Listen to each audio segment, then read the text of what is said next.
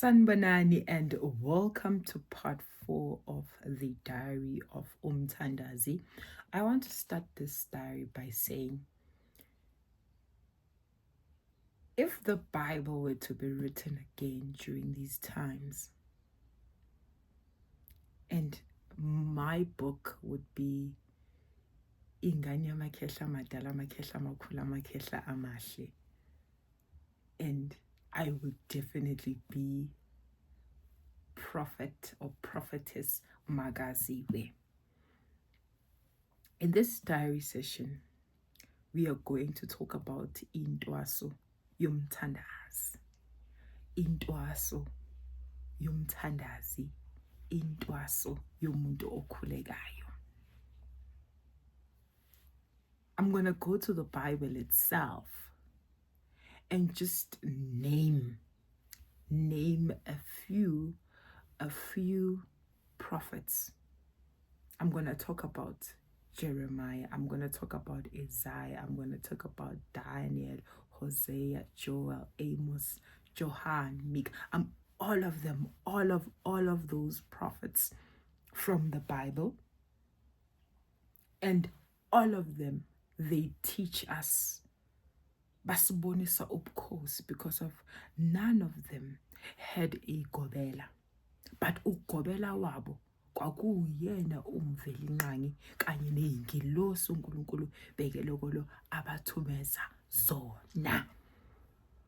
So I want you today to look at all the books zama prophets, all the books zama prophets that are in the Bible, and see ubukhosi bakhe uNkulunkulu.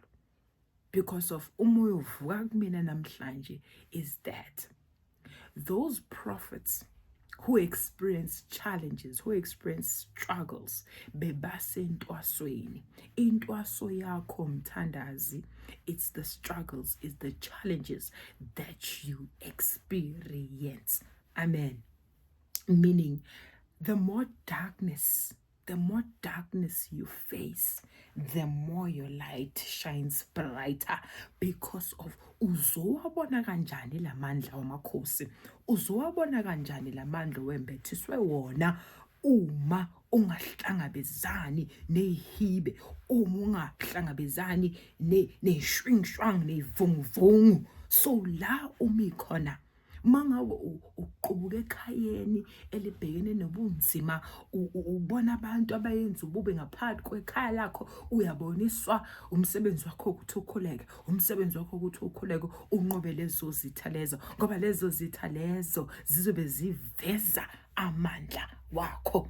Uthi sesekuncane lokho, uthi ungena ngaphakathi kwendawo osebenzela kuyona, uthi uhlangabezana neyinkinga, kuningi ozohlangabezana nakho. Personally, I've shared some of my journey with you in this channel when I said ngathi ngiyobeletha ingane, ngathola ingane eshonile.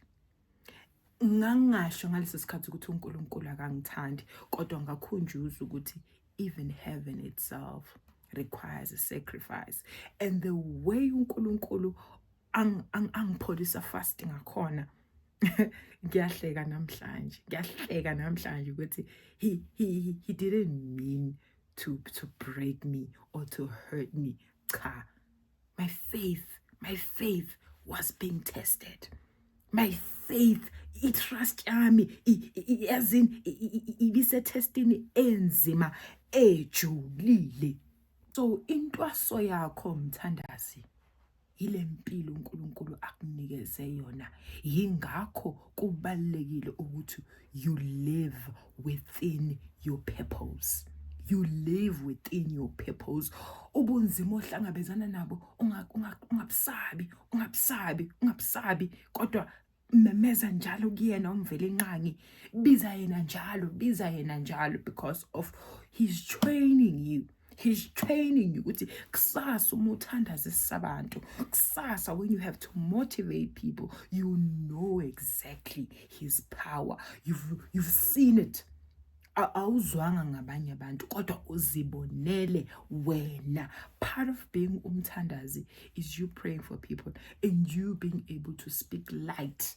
Uthi ukukhuluma nabantu bathole ukuthula, bathole ukuphila. Uthi mawuthi kuba kuzolunga uyazi bezwe kahle ukuthi sekulungile, sekulungile, sekulungile. Hallelujah.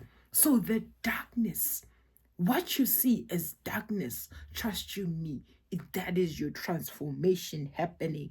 And lapho you have to be strong. And naye uNkulunkulu uyazivumela izimo ezinzima ngaphezulu kweimpilo zethu. Okunye wena usuke ucabanga ukuthi yazi uSathane nomona uyanginqa. Hey, mangakhuluma ngempilo yami, ngintshela izinto engidlule kuzona ezipersonal. Hey, close people will say, yeah, hayi udlulile ebunzimeni, hayi udlulile ebunzimeni. Kodwa into engijabulisayo ukuthini azange ngalahle ithemba, yingakho ngila ngimi khona.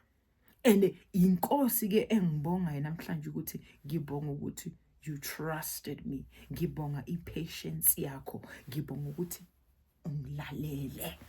So kubalekile ukuthi intuition yakho kanye nezibonakaliso onikezwe zona kanye your gut feeling uzilandele esikhathini esiningi and ukukhuleke kakhulu kumanje nje. I look back and say bring it on. I look back and it's bring it on. Kuningi sengidlule kukona, kunezinye izimo engidlule kuzo that my parents didn't even experience, but they had to experience those things through me. And then bamanga ukuthi hayibo lo mntana wandlula ebunzimeni obungaka, kanti sindlula ebunzimeni. Yintwaso yethu leyo, yintwaso yethu leyo, ngoba bengeke ngiwazi amandla wami kube impilo yami yayi just smooth sailing. Bengeke ngikwazi amandla wami. Uma uNkulunkulu ethi uyambona lo yawumenzi wobuphi, yebo Nkosi ngimbonile, kodwa ke uthuleleni abantu beyilimala. Why ungakhuza umhlola?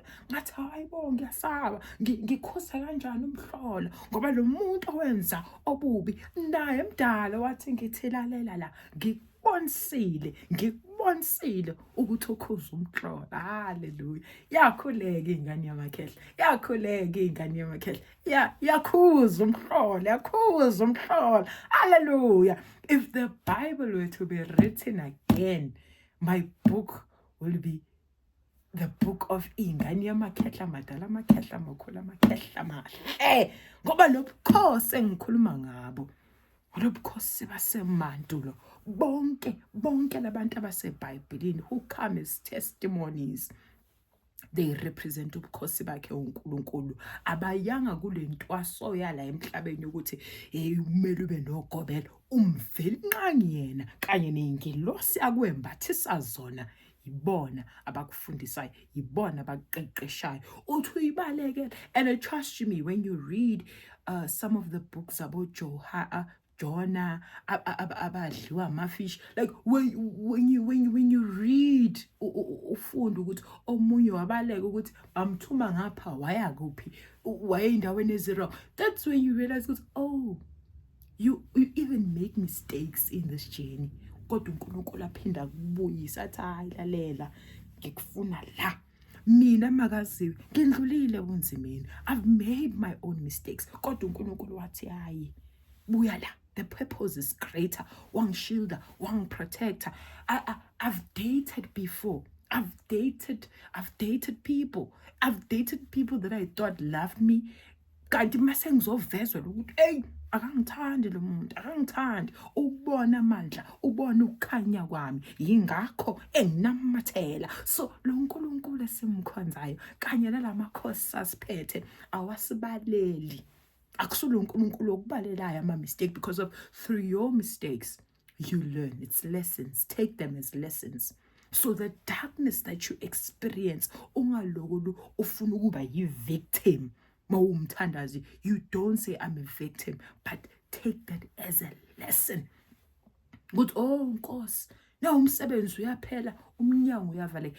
Yini le ufuna ukuyikhuluma nami? Yini le ufuna ukungibonisa yona? Ngoba uzowazi kanjani amandla wakhe masithi he does the impossible?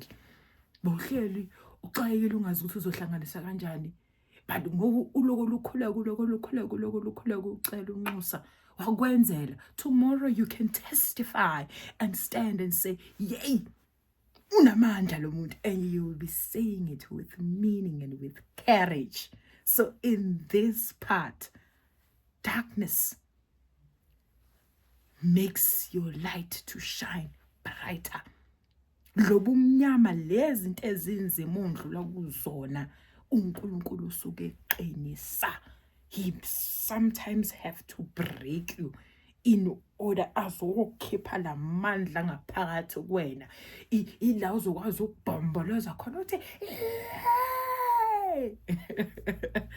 hey, because of when bad things happen to us, we just want to run and consult and want to know who killed who did this, who did that. Bese bayakutshela and then uhlala naleyo nto le, kanti cha, yila kumele ukhuleke khona, yila kumele ukhuleke khona. Yingakho-ke le ingilosi zingiphethe amakhehla amadala awafuni nokuthi ngiloko ngigcwala amathafa ngihambe ngiyoconsult. Angifuna ngiguqile, angifuna ngisedolweni, ngoba ekugcineni ngitshelwa yonke into, ngiyambulelwa yonke into. So qina, ukhumbule njalo ukuthi all the trials, all the tribulations that you come across, God is with you, and God allows things.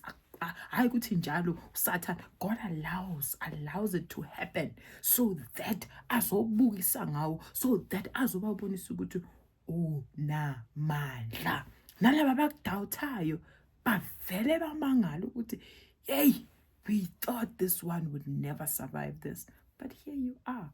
You survived. I love you so much, guys. See you on part 5. Mwah.